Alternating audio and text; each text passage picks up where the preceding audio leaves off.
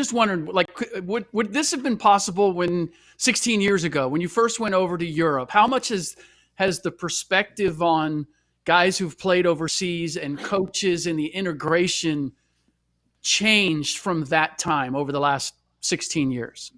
I mean, I think it definitely has changed because I think you look at across the board of the NBA, there are EuroLeague guys that are running teams. You can look at Trajan Langdon in Detroit. You can look at Anthony Parker in Orlando.